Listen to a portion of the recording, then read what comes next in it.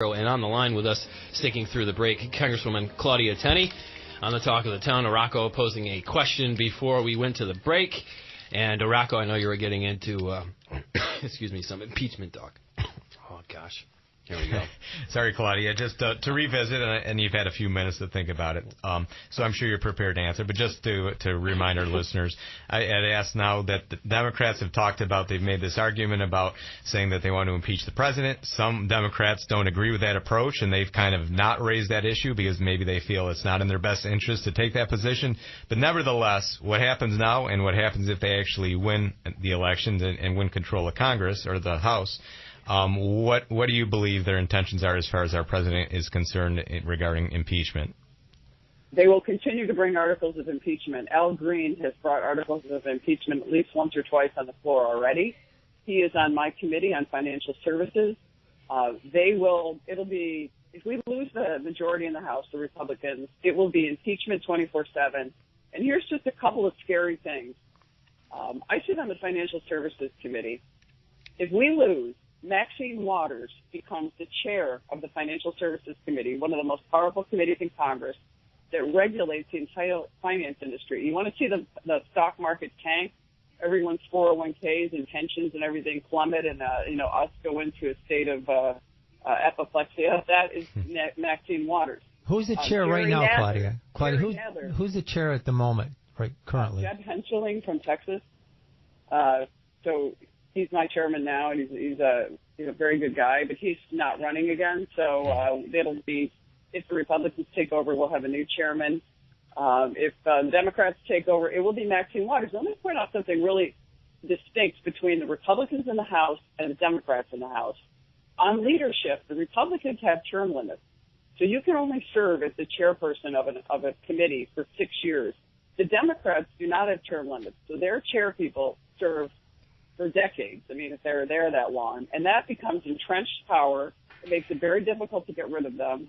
And I think that is something that's a credit to the Republicans for doing that, for constantly recycling, getting new people in, new ideas. And the Democrats don't do this. It's the same old, politics as usual, and really just so obstructionist. I've never seen the obstruction like I'm seeing today. And that being said, there are some good Democrats, but they're going to get caught in the inertia of the powerful far left, which is taking over their party. And I haven't seen too many of them that are willing to stand up to this far left group. And they don't. They vote as a bloc, no matter what, on the floor. They do whatever Nancy Pelosi tells them to do. And it's just astounding. Watch the Republicans vote. If we just stuck together, we could really do a lot more, but we don't. We have real diversity in our conference in terms of our policies and our ideas. And there is a point now. I think we do really need to stick together. And I think that whoever wants to be the next speaker, as you know, Paul Ryan, our speaker now, is retiring, needs to show that they can pull people together and get all our factions together to really fight this battle and to really continue where we are. We have tax cuts that the Democrats are so hysterical over that they're actually saying the tax cuts aren't working. 95% of the people in our district are getting a tax cut. I fought to get the state and local tax deduction included in that. Historic tax credit, doubling the child tax credit, all these things I fought for, that some of these things weren't included in the tax cuts, and we got them. And we're seeing, like no time before, we're seeing finally a lifeline and some relief to our lower and middle income taxpayers. And Mark, you point that out all the time. The Democrats know this is working. They know that people are seeing this. If we change the House and we start impeaching this president, you are going to see our taxes go up. You're going to see a roaring economy, one of the best ones we've seen in a long time, completely turn the other way. And we cannot afford to do that in this country. We are finally coming back. We're finally repatriating jobs, billions and billions. It'll be over $1 trillion in U.S. company wealth coming back to this country that is going into raises, bonuses, 401ks, adding jobs, reinvesting in American companies, reinvesting in products and services that are produced by other Americans. And see, that's why our economy is growing so strongly, is we're reinvesting in our own people. Our greatest asset is our American worker. And the president, whether you like his personality or not, is standing for that, and he's pushing for it. And I really feel like this is a really important time. You're right, Claudia. People need to understand the difference. You're absolutely right, because to me, the biggest obstacle the Democrats have to overcome is the economy, because when the tax cuts were implemented, you had people like Chuck Schumer saying this is going to be an apocalypse, it's going to be terrible, it's going to be horrible, and it's been anything but. And I don't know how people who are getting more money in their paychecks, are watching their 401ks go up, are finding that their friends and relatives have jobs who didn't have them before, are going to vote out the current administration. I think that's the biggest obstacle the Democrats have to overcome, and I don't know how they're going to do it. I really don't. And Mark, let me add one thing to that that's really important.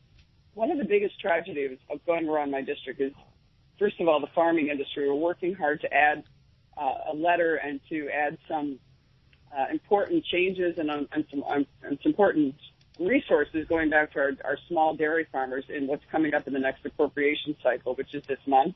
But another thing that's really important, by growing the economy and adding more people to the economy, we've seen Social Security and Medicare. Medicare was nearly destroyed by Obamacare. We robbed almost $1 trillion. And we continue to take away from Medicare recipients and people who work hard every day to earn their Medicare. It's tragic when I go around my district and I hear about people. Just talked to a woman in Redfield. Her mother makes $800 a year on Social Security. She was a dairy farmer. Because of the New York's economy and New York's war on dairy farmers, she lost her dairy farm. The value isn't very much. The taxes are too high. They couldn't afford to continue to do the dairy farm. And this woman only makes $800 a year. She's dependent on Medicare. Is it a year or a month? You mean a year or a month? I mean a month. Sorry, $800 a month. And here's the problem. We are now starting to see more people employed, and we're starting to see the economy grow.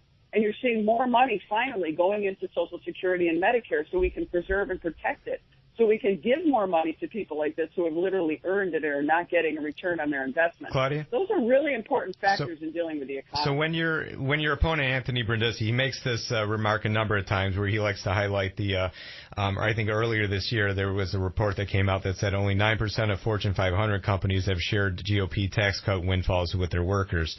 So that runs contrary to everything you just said there, at least as far as they're concerned, and that's the position the Democrats have been arguing. So when that issue gets raised, where it's only a small percentage of the Fortune 500 companies are actually benefiting their workers with this tax plan, how do you respond to that? It's just another lie. It's another left-wing Democrat who's trying to shoehorn his way into a Republican district. But is it a lie, or is it just a different way of looking at something? It's not factually accurate. I don't know. Where is he coming from that only 9% of Fortune 500 companies are helping their employees? Well, I'm reading a report right now that states that. Where is it from? A report from where? Where is it? I mean, this is the kind of stuff that, they're doing an actually slanderous, libelous ad against me, claiming that I voted for some bill that would take away Internet privacy. That's exactly what the Democrats have been doing. That ad needs to be taken down. They're lying. They're saying I voted to raise taxes on seniors. Bold-faced lie. I have never voted to raise taxes on anyone ever as a member of the Assembly or as a member of Congress. Has Anthony Brindisi? Absolutely. Look what they've done to our economy. They voted to raise taxes. He's voted 4 times for government takeover of health care. They would literally take health care from millions of New Yorkers, tens of millions, hundreds of millions of people across the nation. And this is what they're advocating for. You can't look at what they do. And it's interesting in the articles that are written about him, when they talk about our policy positions, they never discuss Anthony Brindisi's record. They say, this is what I want to do. Let's look at what he's done. The opportunities where he's had to go into the state assembly and take a hard vote.